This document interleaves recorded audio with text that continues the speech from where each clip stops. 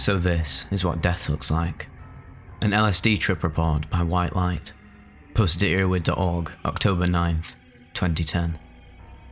When it comes to drugs, I can say in all honesty that I'm a very experienced user, despite my young age. I'm now 19 years old. I've had lots of experiences with stimulants, some with depressants, and countless trips in the world of hallucinogenics. I've been introduced to the world of drugs through salvia about 3 years ago. LSD and psilocybin mushrooms have been an important part of my life for about 2 years. The infamous dissociative known as ketamine has been an interesting tool to me, and much more than anything else, I acknowledge the infinite power of DMT about 20 times since I began my experimentations. When this event took place, I was just coming back from a rave party in the city. I was coming down off both MDMA and ketamine. I eventually thought that dropping some LSD could be a good idea. Who the hell would do that just after having drained his serotonin with too much MDMA? I don't know. But anyway, I took the vial from my desk, dropped 2 drops on my hand, and licked it. To be honest, I first thought that 2 doses of good LSD would satisfy me. I'd be able to draw or paint some crazy things while having some nice visuals. But then I thought, is it really worth it to just drop acid to have some cute little visuals? Or should I go for something more interesting? The highest amount I'd ever taken was a dose of about 550 to 700 micrograms. Since there was 5 other drops in the dropper, I decided to take them. I then proceeded to do what everybody who knows a bit about liquid LSD knows you should never do.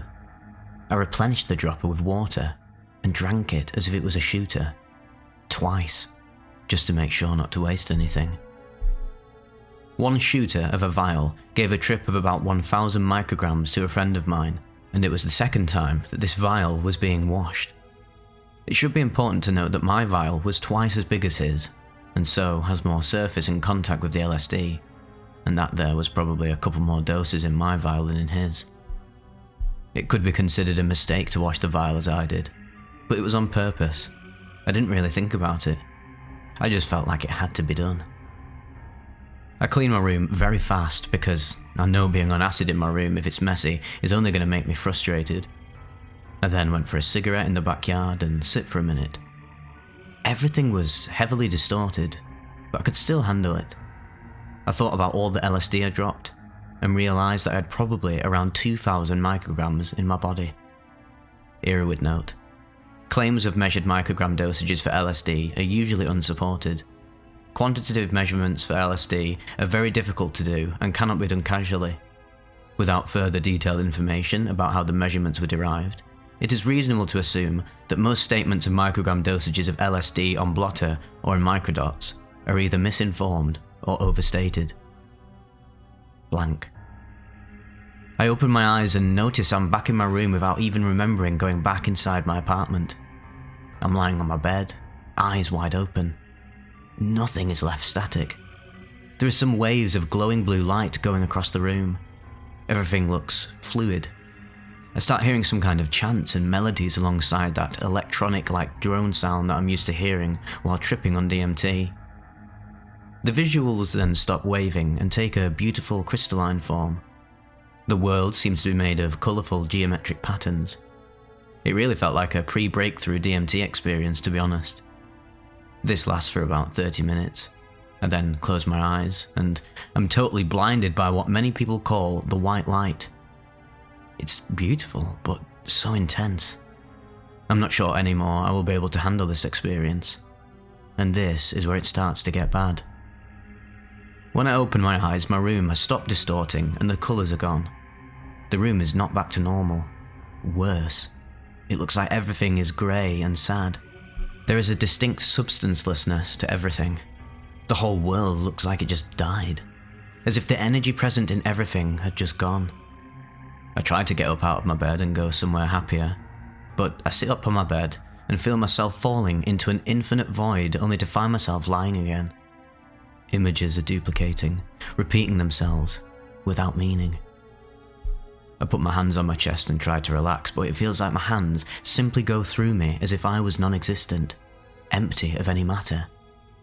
My heart was beating at an incredibly fast rate. I started thinking that I'd found 2 absolute laws of the universe that were totally contradictory. acting as a proof that reality was a lie, an illusion created out of my own consciousness. In fact, there was nothing at all. Nothing but solitude in my own consciousness and lies. My brain, being now aware that everything was fake, made everything look fake, dead, and empty. Was that death? I wish death was more like a lack of consciousness, a complete calm darkness. But this death was much more like a purgatory, grey and rotten. My roommate came into my room and asked me if I was okay. He wasn't aware I was on acid. In my head though, it looked more like he was shouting at me. Being the consciousness from which reality emerged from, I had destroyed every human being in my world by destroying the illusion. This is why he was kind of frustrated. He went out of the apartment laughing. I felt bad, for I'd messed up big time, and now I know that I had killed everything I knew. All I had left was my room, which I wanted to go away from with all my heart. While still lying on my bed, I started losing every feeling of my body. It felt like I was losing contact only to be lost in this room as a dead spirit. Every hope left me. Some weird experimental drum and bass started playing in another room. Complete, clear, precise audio hallucination. It sounded like my consciousness was glitching out, lagging. But then suddenly it stopped. Everything came back to life all at once. I got an awareness of my body again. The colours and the visual hallucinations came back. Everything was moving again, alive. All these sensations coming back at the same time made me think I was genuinely going to explode. But I felt warm again. My other roommate eventually came to see me, and when I told him how my trip went, he got me an antidepressant, some kind of dopamine stabilizer or something like this. It just did it to make sure I had no other problem, even though the trip was pretty much finished. Everything after this was kinda quiet. Well, this was obviously the most intense LSD experience I ever had, and maybe that I will ever have. Sure, I will drop LSD again, but maybe not that much at the same time. But you never know. I've seen what I needed to see, and even if it wasn't very pleasant, I believe it is those kind of experiences that teach you the most. I've been gifted with the amazing phenomenon that is called life. For some time, it felt like it had been taken away from me. Now that I have it back, I know that I have the power to make anything I want out of it. One of the most heavy doses of LSD we've covered on the channel by far. So it must be said that you don't actually know how much LSD you're really taking in any format really. So it must be taken with a grain of salt, stories like these. And also I think the main thing to take away from this report is that whilst this guy clearly went through a breakthrough ego death type experience where he realised the sort of absolute oneness of consciousness, we also must take into account his age. He was only 19 years old. He'd been abusing, well, not abusing, I don't know this guy, but it sounds like he was using a lot of drugs whilst his brain was forming. He'd also come back from a party coming down off MDMA and ketamine, and all of these factors are going to influence the actual trip itself. And when you're taking LSD at a dose range of 2,000 micrograms, I mean, I don't think it was actually 2,000 micrograms, and neither does EARBUDS, but it was definitely an insane amount of LSD, more than I've ever taken and most people will ever take. You have to consider that all of these factors before the trip were going to play a part in influencing the unfolding of the trip. So I think a lot of people will listen to this story and be like, oh my god, this guy, he took all this LSD, he had a breakthrough, ego death, awakening, and it was all grey and rotten, and it was loveless, substanceless. Oh, is that what death is actually like? And it's like, no. You have to understand that this is just...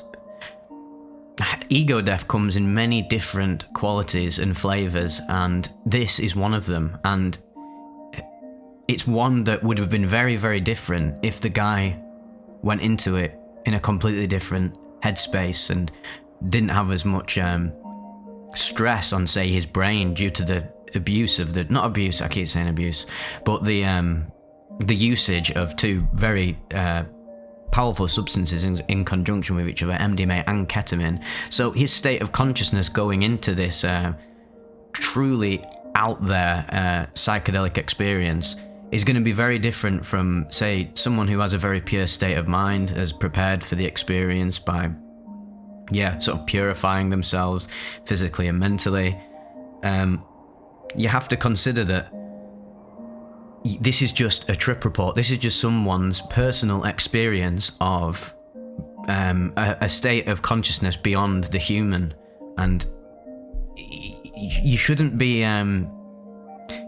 put off from pursuing, say, like spirituality and awakening and using psychedelics wisely, consciously, and sparingly to experience these heightened states of like awakening and etc., whatever you want to call it.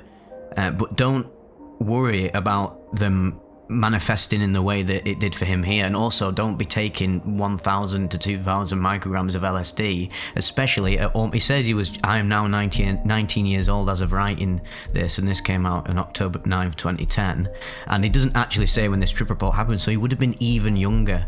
Imagine what it's like to experience this regardless of what age you are, but imagine experiencing it when you're literally maturing and your brain's growing. Like, it's going to be ridiculously more intense and abstract and completely shatter your idea of like self, other, and reality. And if you start freaking out, then what's going to happen, and we know this very clearly from any trip reports and even your own experiences if you've done psychedelics, is that your mindset, your state of being that you go into a trip with is going to sort of spill out into your conscious experience. It's going to spill out into the trip. So when you take an insane amount of LSD like that, more and more of your subconscious and your fears and that are going to literally present themselves to you within the trip very viscerally. It can be quite visceral, and clearly, I mean, I don't know this guy at all, but just from, say, like my analysis, I could be completely wrong. Maybe this guy has a fear of death. Maybe his fear of death is that it is this weird grey, substanceless, rotten experience of just like absolute consciousness but stuck in a purgatory. Maybe that's his literal fear of what death is, and taking such a high dose of a psychedelic such as LSD actually presented that fear